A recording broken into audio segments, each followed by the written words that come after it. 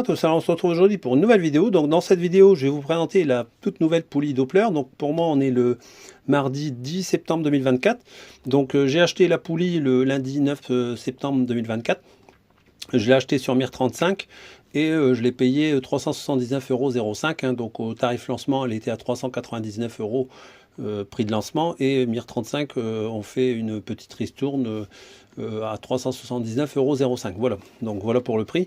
Donc là ici je vais vous présenter complètement la poulie et les réglages, comment il faut effectuer, mais également je vais la comparer avec la poulie R2, comme ça vous permettra de voir un peu les différences qu'il y a entre les deux poulies. Voilà, donc là pour commencer, on ouvre la boîte, vous avez la notice explicatif avec sur la première page le descriptif ainsi que la vue éclatée composant la poulie d'embrayage.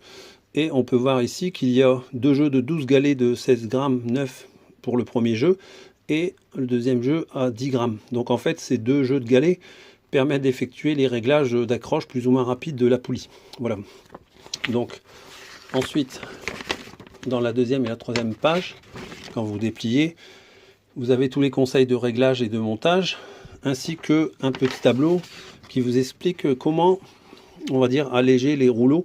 Donc en fait, il propose de percer les rouleaux pour pouvoir, on va dire, alléger les rouleaux en fonction de la configuration que vous avez. Donc voilà, donc d'origine c'est monté avec le jeu de 16 grammes 9 qui est conseillé pour la majorité des moteurs, hein, dans la grande majorité des configurations comme il est indiqué dans la notice. Donc moi je vais le monter avec le jeu de 16,9 grammes pour voir si ça convient à ma configuration. Donc là on voit galet de 10 grammes recommandé pour une origine et 16,9 grammes pour une configuration racing. Voilà. Ensuite vous avez également le principe de fonctionnement pour embrayer la poulie, et ici le serrage des vis avec l'ordre de serrage.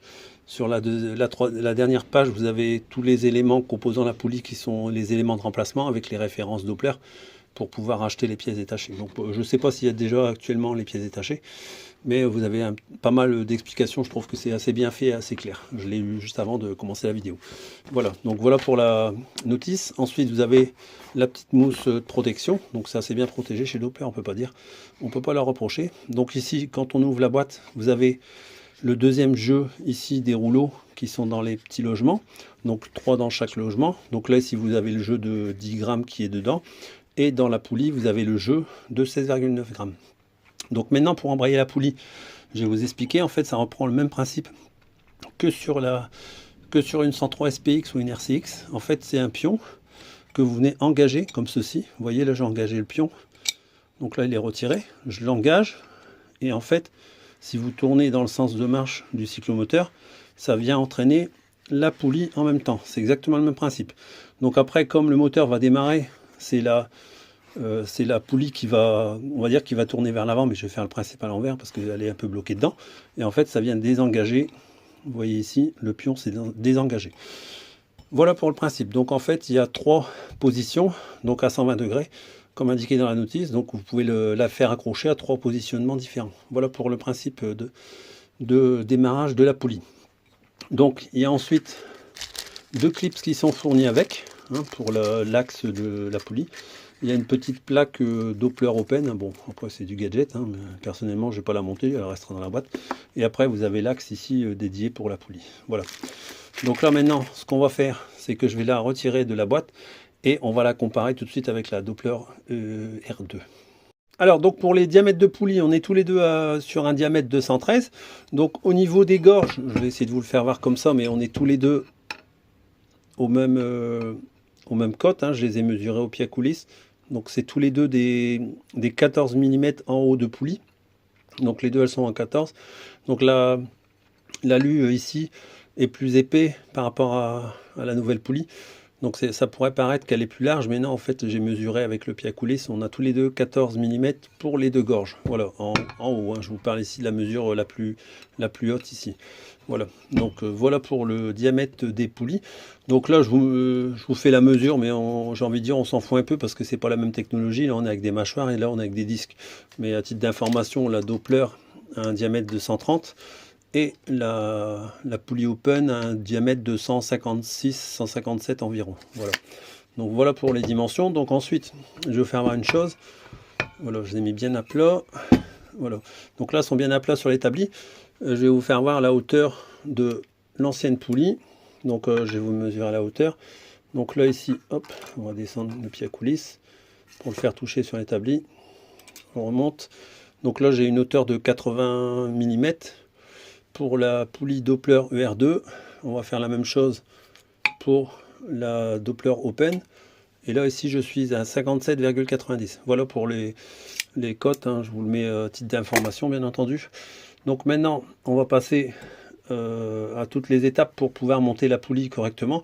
Donc suivant la notice de montage, hein, il est indiqué que l'on doit, je vais vous le faire voir dans la vidéo, donc c'est indiqué ici, conseil de montage, donc il est indiqué que les vis à tête fraisée sont acérées en escargot voire schéma, donc on peut le voir ici sur le schéma, et ensuite l'écrou central est acéré à 80 Nm. Il faut graisser les douilles avant montage avec de la graisse épaisse. Voilà, donc là c'est ce que je vais effectuer pour effectuer le montage. Donc là je vais desserrer l'écrou, moi je vais le mettre dans l'étau avec une grosse épaisseur pour pas abîmer les dents du pignon, et on va desserrer l'écrou central. Alors avant de démonter l'écrou, j'ai oublié de vous préciser que j'allais peser les deux poulies. Donc à savoir que dans cette poulie là j'ai fait des modifications, hein. Donc j'ai mis un triangle d'origine d'SPX et j'ai également repousser les mâchoires dans la cloche, car d'origine elles ne sont pas bien rentrées à fond. Donc si vous voulez voir toutes les modifications que j'ai effectuées sur cette poulie, j'ai également mis une roue libre de 30 au lieu de 20 d'origine. Donc là je précise toutes ces indications parce que là également il y a des rondelles supplémentaires de compensation. Donc forcément, c'est pas la poulie telle qu'elle est livrée. Moi, elle a déjà eu des modifications dedans. Voilà, je précise, parce qu'elle est un petit peu plus lourde du coup que telle qu'elle est vendue dans le commerce.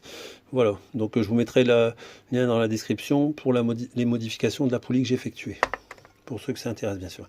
Donc là ici on a un poids de 1976 grammes pour la poulie que j'ai modifiée, hein, la ER2. Et ici on va mettre la poulie Open.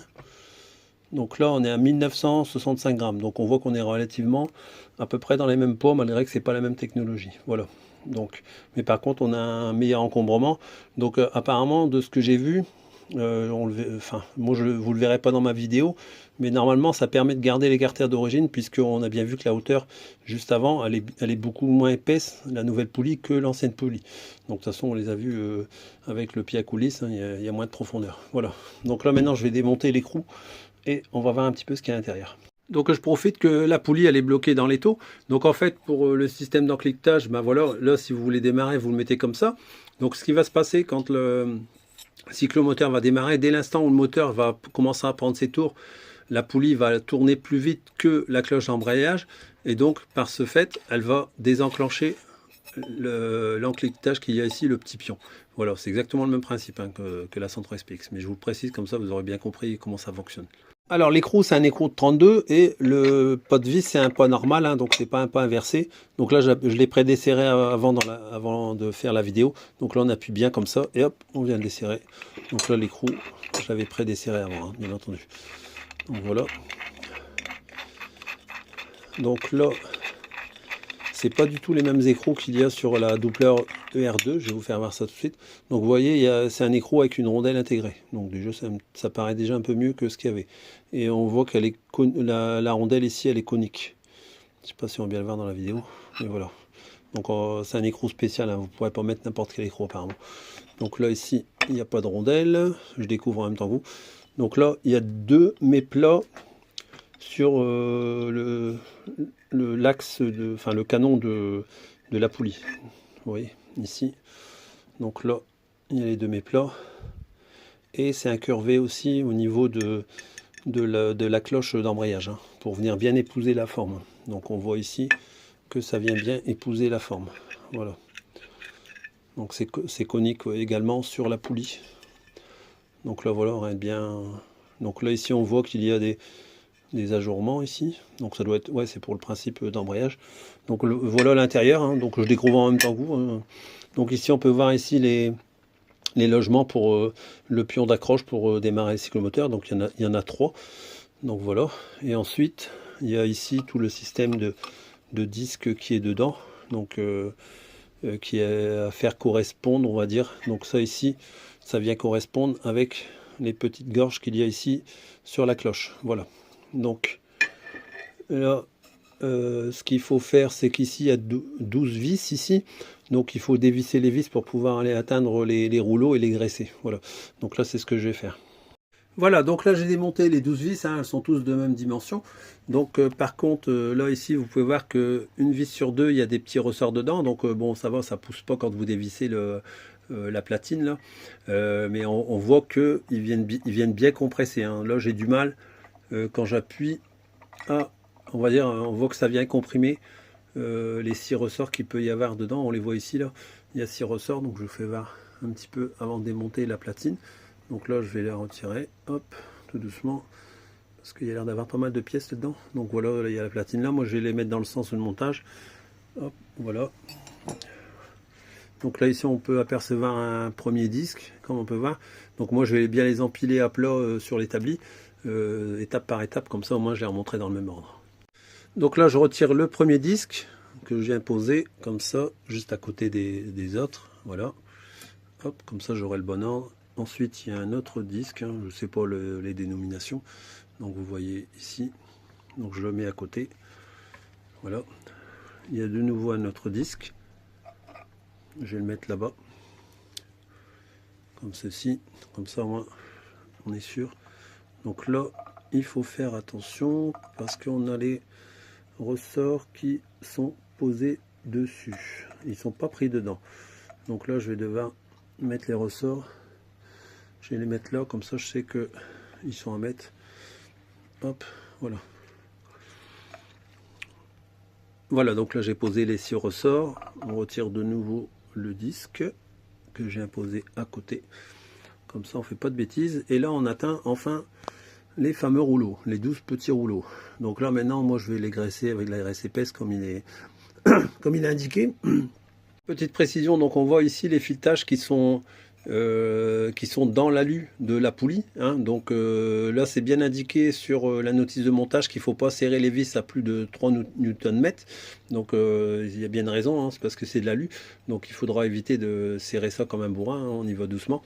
Donc 3 Nm ça fait pas grand chose, hein, ça fait 300 grammes on va dire quasiment, donc c'est pas énorme, donc il faut vraiment y aller mollo. Donc moi je vais mettre un filet de graisse épaisse sur chaque rouleau et on va les repositionner dedans. Là, je reviens un petit peu sur le tableau. Donc là, comme vous pouvez voir, j'ai mis en face par rapport à la première ligne qui est grisée. Donc ça, ce sont les rouleaux qui étaient dans la boîte non montée. Donc ils font 9,9 grammes d'après ce qui est indiqué dans le tableau. Et celui-là, c'est celui que je viens démonter qui était posé dans la poulie. Donc là, ce qui est indiqué pour pouvoir obtenir les différentes valeurs de poids des galets, eh ben, il est indiqué qu'il faut percer les galets de 16,9. Donc ceux-là, avec les diamètres qui sont indiqués là pour obtenir ce grammage là. Donc ils disent qu'il faut y aller progressivement et réessayer à chaque fois pour voir si ça convient à votre configuration. Alors c'est bien, mais je prends l'exemple de quelqu'un qui aime bien tester des moteurs, changer de moteur souvent, ou qui veut améliorer son moteur. Ben, en fait il va être vite limité parce qu'en fait il ne pourra pas revenir en arrière puisque les poids, dès qu'ils seront percés une fois, ben, après on ne peut pas revenir en arrière, donc il sera obligé de racheter un jeu de galets de 16,9 grammes pour pouvoir on va dire avoir des réglages intermédiaires, on va dire. Donc voilà, bon, c'est bien, mais enfin je trouve ça un petit peu dommage parce qu'en fait idéalement là ici il y a 9 configurations possibles, donc j'ai envie de dire, si on va avoir un truc vraiment pour régler aux petits oignons, pour pas s'embêter, il faudrait 9 jeux de poids de 12 hein, pour pouvoir faire tous les types de configurations qui sont indiqués dans le tableau. Voilà, je préfère le préciser au passage parce que c'est pas forcément évident, mais c'est ce qui est indiqué dans la notice. Voilà. Voilà, donc j'ai graissé un à un tous les rouleaux avec de la graisse épaisse comme il est indiqué dans la notice. Donc après j'ai nettoyé un bon coup toute la surface du plateau parce qu'il y avait un petit peu de graisse forcément quand on vient remettre les rouleaux. Donc tout est remis au propre, comme ça au moins c'est bien propre. Donc petit détail que je vous avais pas précisé, donc à l'intérieur c'est 3 douilles à aiguille. Donc il y a pas de, c'est pas des roues libres, hein, c'est des douilles à aiguille, ils vont dans les deux, qui vont dans les deux sens. Donc il y en a 3 qui sont dedans, comme on peut voir ici. Voilà. Donc là, ce que j'ai fait également, c'est que j'ai nettoyé les 5 éléments de l'embrayage avec du nettoyant frein également, pour dire de mettre au propre, hein. Il y avait un petit peu, c'était un peu sale quand même, donc il y avait un petit peu déjà comme des traces de rouille sur les parties métalliques. Et donc là j'ai tout bien nettoyé, tout est au propre. Et là maintenant je vais donc repasser au montage de la totalité des éléments. Voilà. Le premier disque est reposé, donc maintenant je vais remettre les 6 ressorts. Les 6 ressorts sont maintenant reposés, hein, donc 1 sur 2 comme on avait vu au démontage. Donc maintenant je vais mettre le disque d'embrayage. Le premier disque est posé, la platine est empilée. Le deuxième disque d'embrayage est également empilé, donc maintenant je vais passer à la dernière platine où il y a les vis de fixation à mettre. La platine de maintien est maintenant reposée, donc là maintenant je vais mettre les 12 vis. Alors pour le montage des 12 vis, je vous conseille de les engager tout en même temps, on va dire, pour dire de pouvoir avoir de la liberté pour les serrer, car il y a des endroits où il y a les ressorts, donc pour éviter on va dire, de se retrouver avec des pointures lors du serrage. Donc là je les ai tous présentés dedans. Et après, il est indiqué qu'il faut serrer les 12 vis en escargot. Donc en fait, il faut serrer comme ça. 1, 2, 3 et 4. Donc en fait, on saute 2 vis à chaque fois. Donc là, moi, j'en ai mis 4 qui sont plus à fleur de la platine. Donc là, ça fait 1 ici, 2, 3 et 4 ici. Voilà. Donc là, je vais serrer les 4 premières vis là. Et ensuite, je vais venir serrer l'autre d'à côté en décalant à chaque fois jusqu'à serrer les 12 vis. Voilà. Alors moi, ce que j'ai fait, donc vous faites comme vous voulez, hein, moi je fais ça, c'est juste pour 2 raisons. Donc ça permet de voir, parce que quand la cloche elle sera montée, on pourra voir les repères que j'ai fait. Donc je les ai fait avec un petit stylo blanc comme ça. Donc ça permet déjà de voir les vis qu'on a déjà serrées. Et comme ça, après, on redémarre ici, ici, ici et ici, voilà, et ainsi de suite. Donc au fur et à mesure que je vais les serrer, je vais mettre un petit trait, comme ça en plus, si jamais il y en aurait une qui se desserrait, je le verrai tout de suite, puisqu'il y a un repère qui permettra de voir si ça se dévisse. Voilà. Voilà, donc j'ai vissé les 4 prochaines, et donc là je vais faire les 4 dernières, toujours dans le sens des aiguilles d'une montre, et comme ça on aura serré les 12 vis.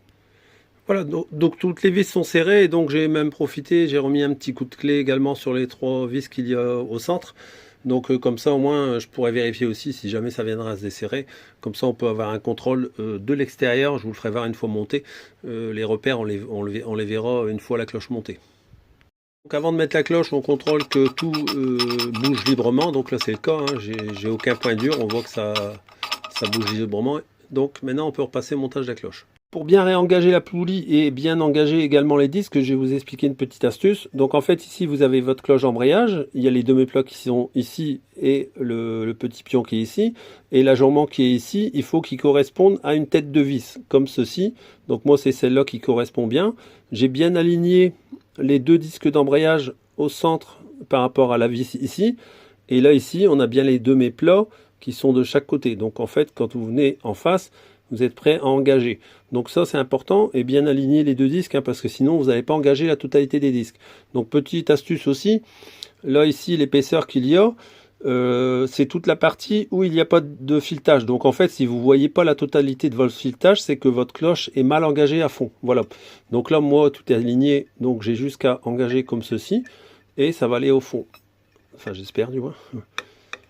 Voilà, donc là c'est parti, c'est bien au fond, on voit qu'on arrive à fleur de la fin du pot de vis, donc là c'est bon.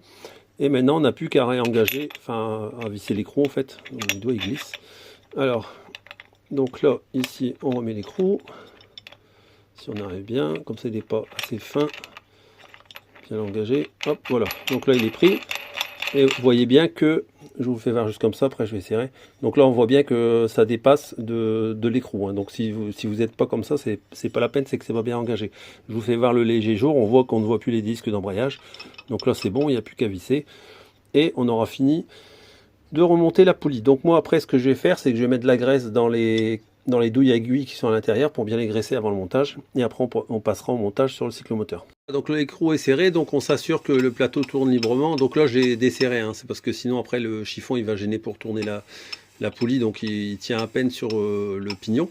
Donc on voit que ça bouge librement, donc il n'y a pas de souci. Voilà, donc maintenant je passe au montage. Alors une chose que je ne vous ai pas fait voir, c'est que au dos de la poulie, on peut voir ici qu'il y a 12 trous, donc c'est les 12 trous qui correspondent aux 12 vis. Donc si jamais il y aurait un filetage qui viendrait à foirer, on pourrait toujours remettre une rondelle et un écrou derrière pour venir bloquer, on va dire, les 12 vis au cas où. On ne sait jamais, ça peut arriver, mais c'est plutôt pas mal d'y avoir pensé chez Doppler. Donc c'est également pour les 3 vis qui sont au centre de la poulie. Voilà. Donc là j'ai monté la poulie sur avec l'axe sur le cyclomoteur. Donc là je vais vous faire voir le voile qu'il y a. Donc il n'y a pas de voile, hein. Là elle est libre, elle n'est pas fixée définitivement. Donc vous voyez, ça tourne plutôt bien rond, quoi. Il n'y a pas de... La poulie, elle n'est pas voilée, hein. Elle bouge seulement un peu sur l'arbre, hein, parce que c'est pas évident quand c'est pas fixé, mais on voit qu'elle tourne vraiment bien rond. Voilà. Donc ça c'est fait. Donc moi ce que j'ai fait également, c'est que j'ai aligné le plateau avec le variateur. Donc j'ai mis le calage nécessaire pour dire d'être bien aligné avec le variateur. Et donc là maintenant je vais passer au montage définitif, les rondelles de calage. Donc il n'y a pas de rondelles de calage livrées avec, hein. Il faudra que vous vous en procurez si jamais vous n'en avez pas chez vous. Donc moi je remonte la pédale de lanceur de l'autre côté. Et ici il y a la petite gorge pour le circlip. Et il y en a un autre de l'autre côté également. Voilà. Voilà, donc les clips sont montés. Donc pour le côté poulie, en fait, il faut prendre la gorge qui est la plus près du cale-pied. De l'autre côté, on peut le voir ici. Donc moi j'ai ma patte de lanceur. Et donc je vais essayer de vous faire voir. Voilà. Donc là ici, vous voyez, la gorge elle est bien plus loin par rapport à l'encoche qui est exprès pour mettre le cale-pied. Donc voilà comment l'axe doit être monté. Il y a un sens. Voilà. Donc là maintenant je remonte les cale-pieds et je resserre la roue et je retends la chaîne. Voilà. Voilà, donc tout est remonté, j'ai remis la courroie, et donc là, comme vous pouvez voir, je vous avais expliqué les repères que j'ai fait sur les vis, on peut les voir lorsque la poulie est montée, comme ça on peut les vérifier un par un pour voir si ça bouge pas, et au moins on est sûr que les vis ne seront pas desserrées. Voilà, donc là comme vous pouvez voir, c'est comme si j'étais en roue libre, puisqu'on voit que le plateau ne tourne pas. Donc il y a un petit cliquaillement, mais c'était indiqué dans la notice que ça pouvait faire un bruit de ferraille, donc c'est normal que ça fait ce bruit là. Donc là on voit que ça tourne bien. Donc là maintenant on va passer au démarrage et après on va aller faire un essai.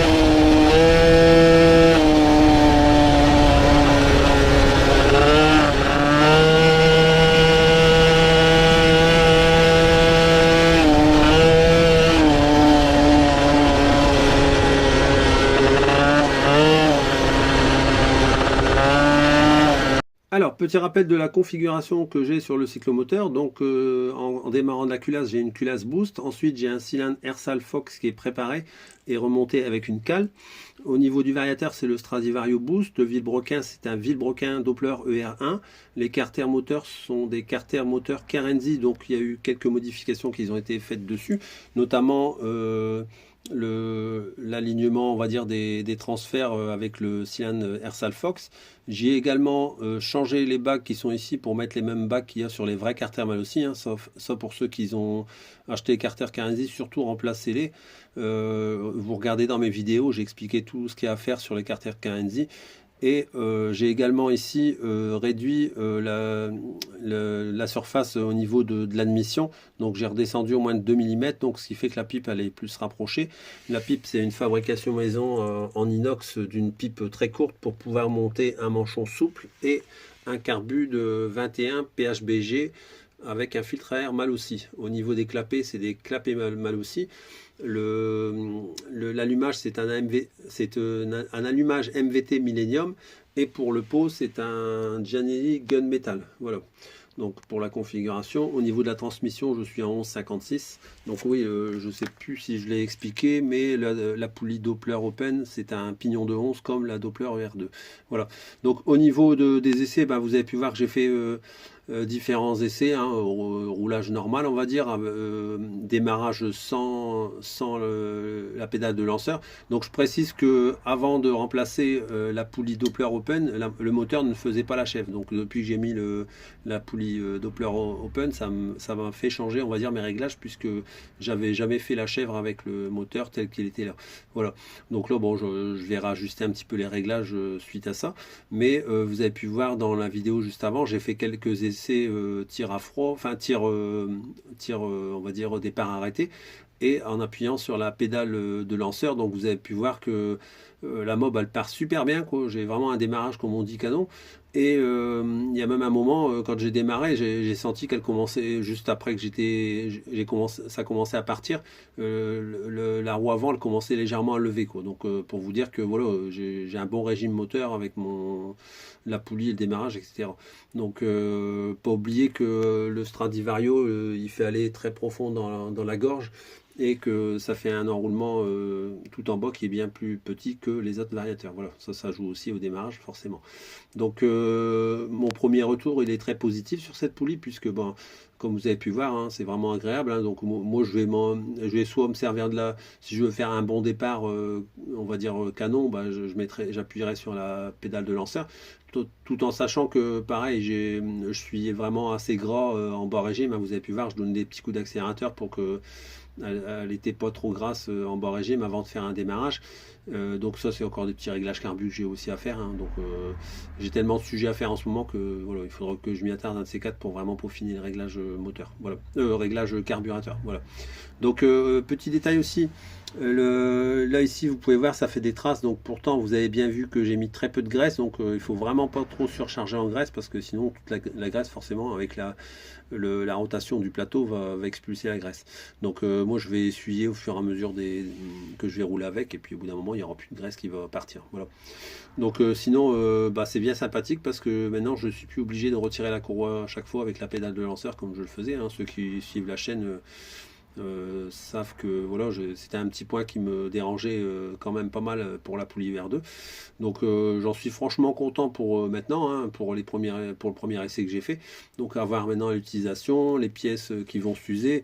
Donc pour moi, je dis bien pour moi, hein, ça n'engage que moi.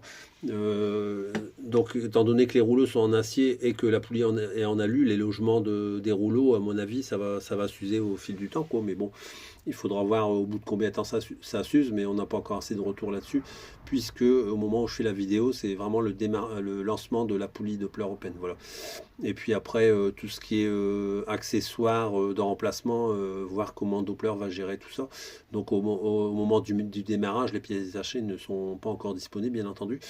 Et donc il faudra bien regarder un peu tout ça, la disponibilité des pièces par la suite, si les gens doivent remplacer les pièces. Voilà. Puis pareil, faire le contrôle, moi je vais pouvoir effectuer le contrôle. Bon, la vue d'œil, ça c'est pas dévissé, quoi, on peut voir, hein. C'est pour ça que je vous avais dit, avec les petits repères, ça permet de bien voir à chaque endroit si ça n'a pas bougé, et visuellement Là, j'ai fait un peu le tour avant et il n'y a rien qui a bougé. Voilà. Donc ce sera tout pour aujourd'hui. Au niveau de la transmission, j'ai oublié de vous dire, je suis en 11,56. Le pignon, je ne sais plus si j'en ai parlé, c'est le même que sur les poulies ER2. Enfin, c'est le même nombre de dents, c'est 11 dents pour les deux poulies. Donc voilà. Donc, et c'est assez concluant, enfin plus que concluant, parce que franchement, je trouve ça plutôt pas mal, on va dire, au premier essai. Donc, à voir dans le temps, à l'utilisation, ce que ça donne vraiment. Je vous souhaite à tous une bonne soirée et à bientôt pour une nouvelle vidéo.